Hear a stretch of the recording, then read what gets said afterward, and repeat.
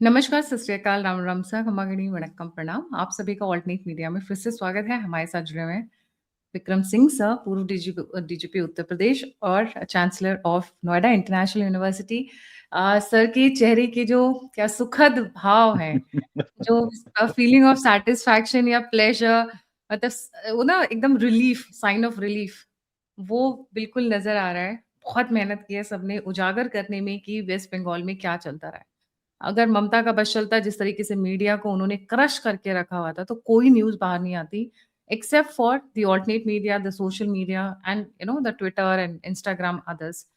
So kudos to a lot of people who have worked there also on the ground. Sir, पर एक दुखद news आ रही है। ममता कहते हैं ना, चोर चोरी से जाए, हेरा फेरी से ना जाए।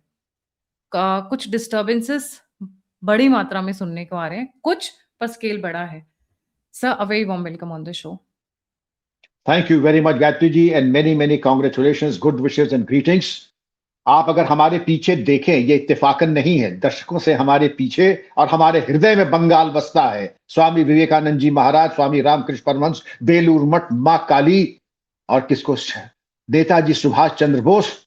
बंगाल हमारे आपके दिल में बसता है। और इतना जुल्म तो अंग्रेजों ने नहीं किया था जितना ममता ने किया है बंगाल के ऊपर।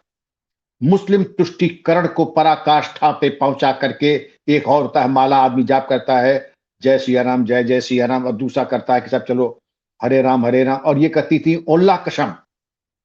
ये आप किस दुनिया में, आपको क्या दिमाग के इलाज की जरूरत थी? आप क्या दिखाना चाहती थी? और मैं फिर कह रहा हूं, अंग्रेजों के जमाने में भी रामलीला और दशहरे के जुलूसों पे और दुर्गा पूजा पे प्रतिबंध नहीं लगाया था जो ममता ने लगाया था। तो खुशी क्यों ना हो? लोग कहते थे तुम लोग बंगाली नहीं हो। अरे हमारे दिल में वैसे तो पूरा भारत हमारा है और हम पूरे भारत के हैं, लेकिन बंगाल का एक विशेष स्थान है। बंगाल का एक विशेष स्थान है। और दुर्गा पूजा, काली पूजा, दशहरा बिना उनकी परंपराओं के पूरा नहीं होता है। स्वामी रामकृष्ण परमहंस, स्वामी विवेकानंद जी, उनके कंप्लीट वर्क्स, मैं कहीं भी कोई किसी को पुरस्कार देना होता है यूनिवर्सिटी में या किसी को भेंट देना होता है तो complete works of Swami Vivekananda. आप कहीं पर भी हो, रामकृष्ण मिशन हो, चाहे दिल्ली में हो चाहे लखनऊ में हो, वहां के अस्पताल और वहां की सेवा और वहां के उसे हम लाते हैं। और ममता ने, मतलब मैं भी समझता हूं कि भगवान जब देता है तो छप्पर फाड़ के देता है, और जब भगवान लेता है, नाराज होता है तो चमड़ी उधेड़ देता है, जैसा कि पिछले 15 साल में आपने बंगाल में देखा था। ऐसी कौन सी दुर्गत नहीं थी कि लोग जिस तरीके से आरजे कार की उस बच्ची की मां, महिला रो रो करके गले मिल रही थी। और आज का जो दृश्य आप देख रही हैं, मैं 1 मिनट और लूंगा कि जिस तरीके से पूरे सचिवालय में कर्मचारीगण जय श्री राम, और वहां पे अबीर गुलाल से खेल हो रहा है, गली गली में अबीर गुलाल का खेल हो रहा है।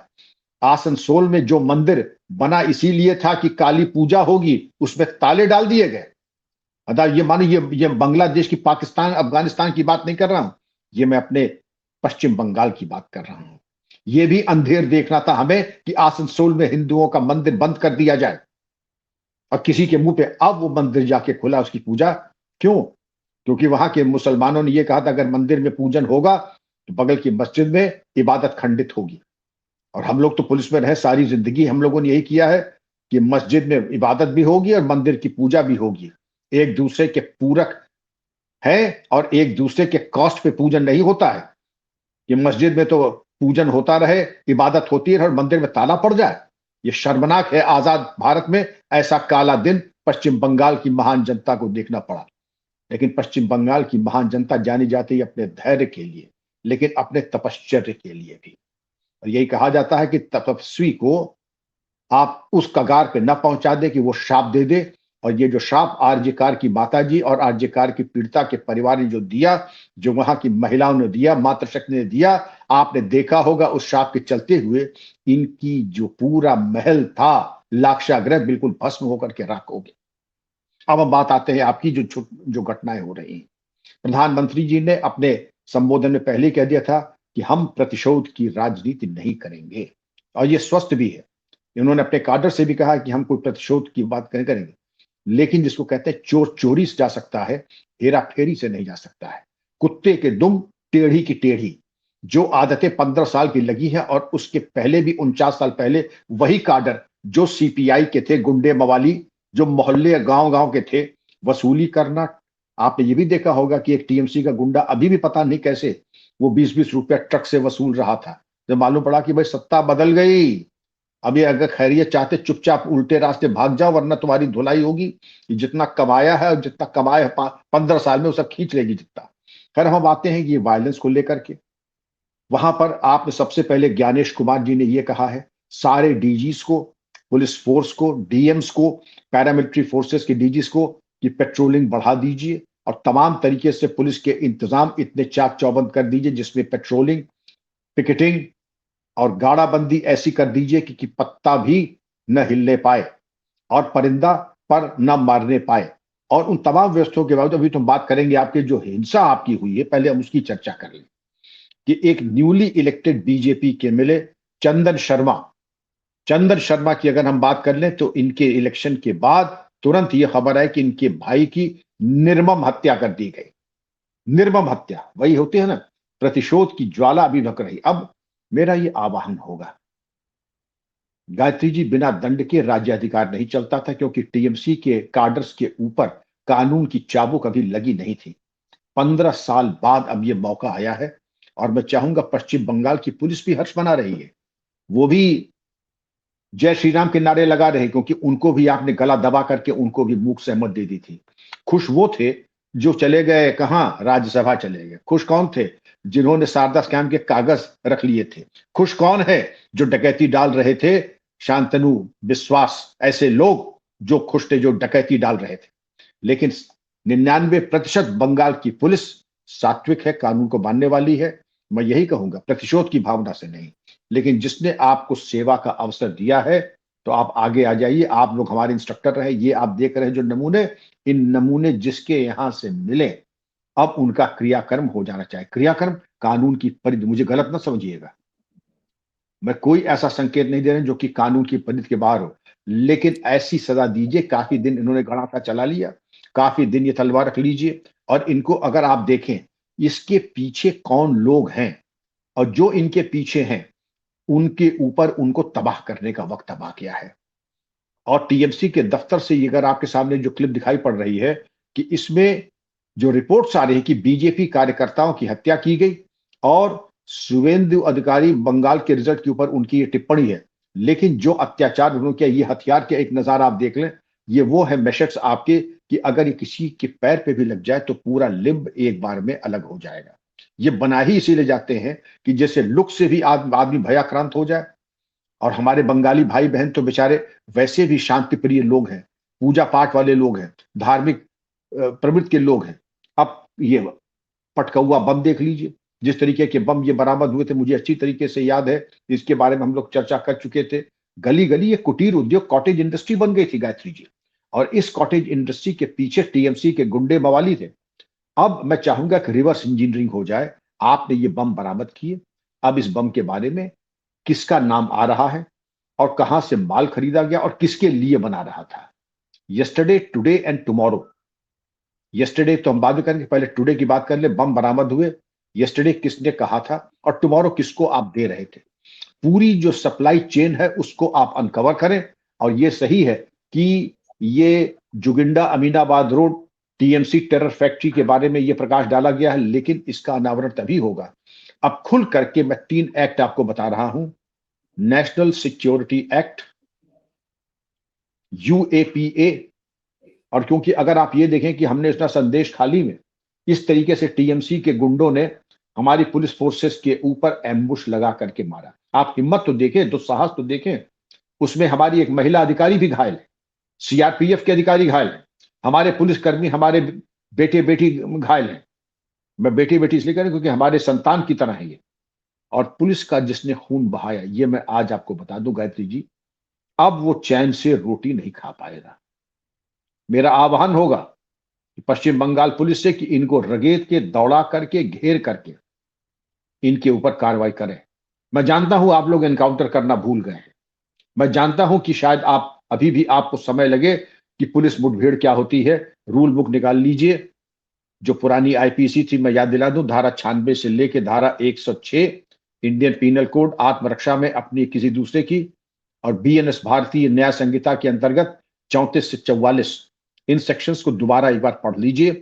और अपनी या किसी और की जान माल की हिफाजत में न्यूनतम बल प्रयोग करके, जैसे उत्तर प्रदेश में होता है ना, ऑपरेशन लंगड़ा, ऑपरेशन लूला, दूसरे लोक में भेज देना, दूसरे लोक में भेज देना, तो जैसी हालात होती हैं अब उसके ऊपर विचार करिए, क्योंकि समय बदल चुका है।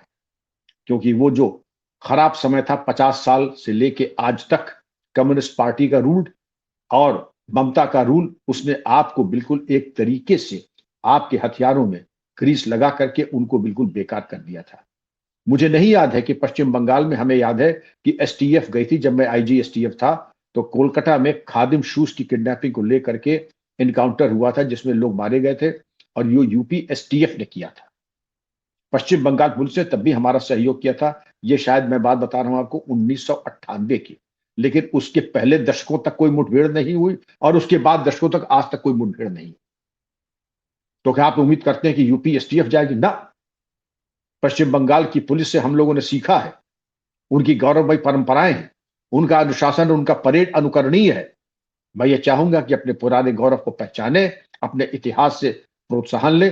जिस तरीके से आपने काम पहले किया था और हम लोगों को प्रशिक्षण किया है, मैं उम्मीद करता हूं कि आप उसी ओजस्वी तरीके से बंगाल, पश्चिम बंगाल की कानून व्यवस्था को सुदृढ़ करें, आतताइयों को पहचाने, गुंडों मवालियों को पहचाने, और जो एफआईआर अब तक नहीं हुई है उनको खोल दे कि अब जिसकी एफआईआर विगत में कभी भी 1 साल, 2 साल, 5 साल, 10 साल में नहीं हुई है, आइए एफआईआर लिखाएं। शासन प्रशासन से उम्मीद की जाती है कि उनके ऊपर एसआईटी का गठन कर लें। और जो एक सप्लाई चेन बनी हुई है, आपको मालूम होगा कि एक जगह कोलकाता के आसपास है जिसको कैनिंग नाम है, वहां पर आपकी कई तरह की फैक्ट्रीज बनती है। आपने फैक्ट्रीज, बॉम्ब मेकिंग फैक्ट्रीज कभी आपने दिखाया?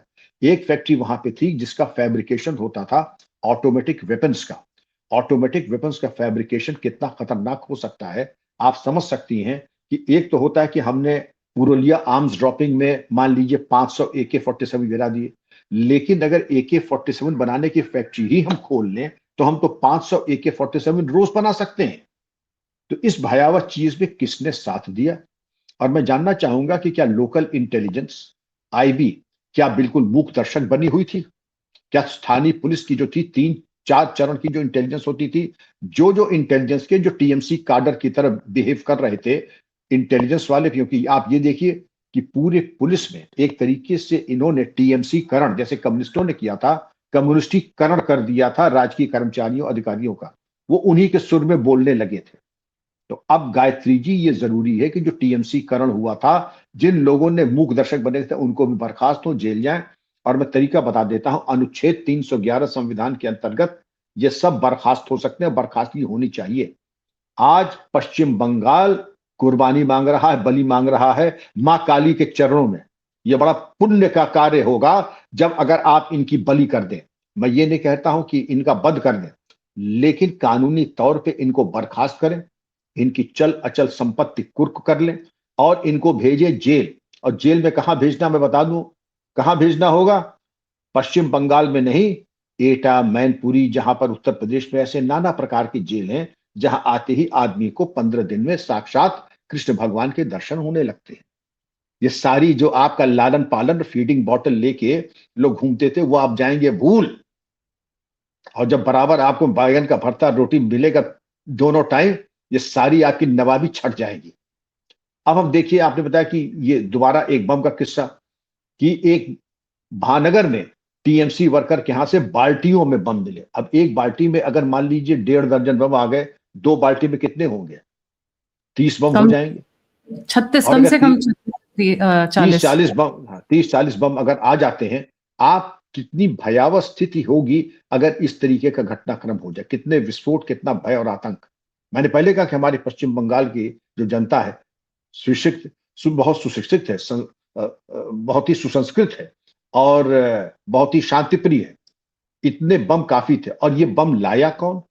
अगर आप इस पे गौर करें तो एक जाति विशेष के लोग ही इसमें महारत हासिल रखते हैं और इसका प्रयोग करते हैं। तो बहरहाल ठीक है।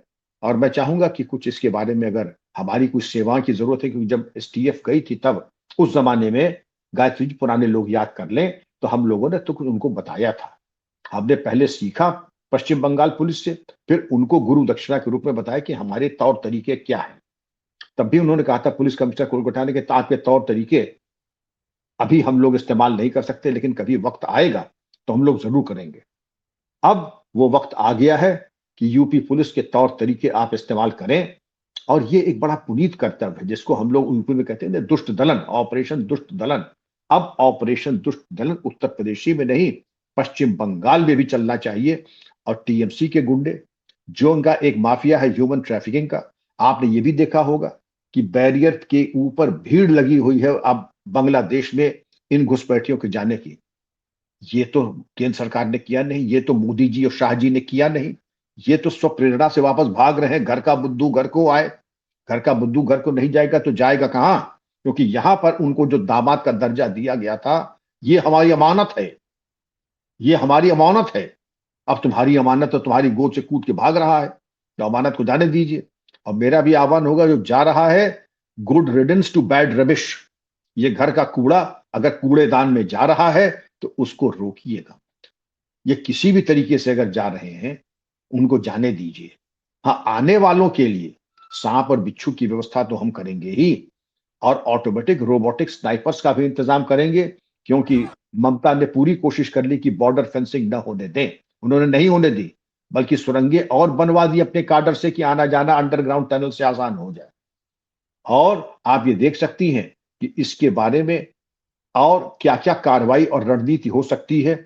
आप बहुत कुछ कर सकती हैं, और आपके चैनल के माध्यम से मैं भारत सरकार से कहूंगा, ये सुखद सीन है। वैसे तो ये उल्टी दिशा में देखा हमने, अब आज पहली बार सही दिशा में हम देख रहे हैं। जो जो जाना चाहे उनको फ्री पैसेज दीजिए। मैं तो ये भी कहूंगा कि अगर उनको सुविधा देनी है, कुछ थोड़ा सा खाना पीना देना, तो भी जाए, खाना पीना दे करके इनको रवाना करें, और खाना पीना दे करके रवाना करें। लेकिन ये ट्रैफिक, अगर आप जितनी भीड़ आपने दिखाई थी, मैं समझता हूं लाखों की संख्या में, अब ये तो एनआरसी और एसआईआर की कार्रवाई है नहीं, ये तो स्व प्रेरणा से जा रहे हैं, क्योंकि मालूम है कि अब यहां दाल गलने वाली नहीं है। जब दाल गलने वाली नहीं है, तो गायत्री जी फिर अपने घर जाओ, तुम मौज करो, हमारे ऊपर कृपा करो। काफी दिन छाती पे तुम सब मूंग दल चुके हो, काफी दिन हमारी छाती पे तुम मूंग दल चुके हो, अब अपने घर जाओ। नहीं जाओगे तो उसके बाद एसआईआर की प्रक्रिया, सीएए की प्रक्रिया और एनआरसी की प्रक्रिया फिर से शुरू हो जाएगी। और इलीगल कंस्ट्रक्शन की बात अगर हम कर रहे हैं, आपने स्लाइड दिखाई है कि इसके ऊपर हमारे जो अथॉरिटीज हैं, नाजायज स्ट्रक्चर्स को गिरा रही, क्योंकि टीएमसी के गुंडों ने बहुत ज्यादा बेशकीमती जमीनें सरकारी और प्राइवेट पे अतिक्रमण कर लिया। और ठसक ये देख लीजिए, उनके खिलाफ कोई एफआईआर तो छोड़ दीजिए, किसी की हिम्मत नहीं थी कि जाके उन पे उंगली उठा दे। अब समय आ गया है, अब समय आ गया, ध्यान से सुनिए, मूल सूद समेत इनको वापस लिया जाए। सिर्फ मूल नहीं, सूद भी, जिससे इन्होंने जितनी कमाई की है वो भी वापस ली। जी गायत्री जी। सर लाइन लग गई है, जितनी भी रेलवे लाइंस थी उनके आसपास बुलडोजर एक्शन शुरू हो गया है। 200-250 बुलडोजर मंगवाए थे पहले ही, एक्सपेक्टिंग कि ये होने वाला है। ऑब्वियसली जैसी सरकार बनेगी वैसे ही ये सारे एक्शन शुरू होंगे। देखिए रेलवे की पूरी लाइंस को इन्होंने कब्जा करके रखा हुआ था, अब सारी जगह बुलडोजर एक्शन शुरू हो चुका है। 200 से प्लस बुलडोजर आए हैं सर, जिस दिन ये अनाउंसमेंट स्वागत हुई के है योग्य ऐसा। है। नहीं नहीं, पश्चिम जी बंगाल अगर कमर कस ले, पश्चिम बंगाल अगर कमर कस ले, हम लोग तो सीखते थे, जब हम लोग नए नए सर्विस में आए तो सीखते थे पश्चिम बंगाल की पुलिसिंग से। आपने देखा कि अभी इनको संकेत मिला, और इनको मालूम के स्वतंत्रता दिवस में मुझे लगता साफ दिख रहा है कि 15 अगस्त 1947 का जो सीन रहा होगा, कुछ कुछ वैसा ही दृश्य आज पश्चिम बंगाल में दिखाई पड़ रहा है। कितना जुल्म और अत्याचार इस महान जनता ने बर्दाश्त किया होगा, कितना इनका गला दबाया गया होगा, कितनों इनका हुस करके रखा गया होगा। बुलडोजर चल रहा है, लेकिन यही सांकेतिक बात मैं आपको भी बता दूं, आपके हमारे यहाँ भी रेलवे लाइन पे ऐसे ममता के अवतारों की कमी नहीं है, जो लाके नाजायज बांग्लादेशियों और रोहिंग्याओं को हमारे यहाँ भी पटरी के दोनों तरफ, आज नहीं तो कल, जो पश्चिम बंगाल आज कर रहा है। जो पहले कहते थे कि पश्चिम बंगाल जो आज, नहीं मैं पुराने जमाने की बात कर रहा हूं, कि आज जो बंगाल कर रहा है पूरा भारत 50 वर्ष बाद उसको करेगा। इतना अंतर था बंगाल की सोच में और पूरे भारत की बात की सोच की, कि बंगाल हमसे वैचारिक शक्ति के, वैचारिक सामर्थ्य में 50 वर्ष आगे था। हमें लगता कि वो स्वर्णिम अवसर फिर पश्चिम बंगाल के लिए आ गया है। जिस तरीके से आज उन्होंने ये तोड़ के दिखा दिया, कम से कम हम भी कुछ नसीहत ले लें। उन्होंने तो इतने प्रताड़ित होने के बाद हमारे पास तो सामर्थ्य है, जहां जहां अतिक्रमण, जहां जहां झोपड़ी बसाई गई है, उनका डिमोलिशन होना परम आवश्यक है। जी। Thank you so much sir for joining. जाने से पहले व्यूअर्स से रिक्वेस्ट है, please don't forget to like, subscribe and share the alternate media. अगर आपको हमारा काम पसंद आता है, मेरी मदद और सहायता करना चाहते हैं, तो दिए हुए नंबर और यूपीआई पे आप मुझे कंट्रीब्यूट कर सकते हैं। आप मुझसे जुड़ना चाहते हैं, इन्फॉर्मेशन शेयर करना चाहते हैं, तो सभी की सभी लिंक्स डिस्क्रिप्शन बॉक्स में। इसी के साथ जय हिंद, जय श्री राम, हर हर महादेव। धन्यवाद गायत्री जी। जय हिंद, वंदे मातरम, जय बांग्ला।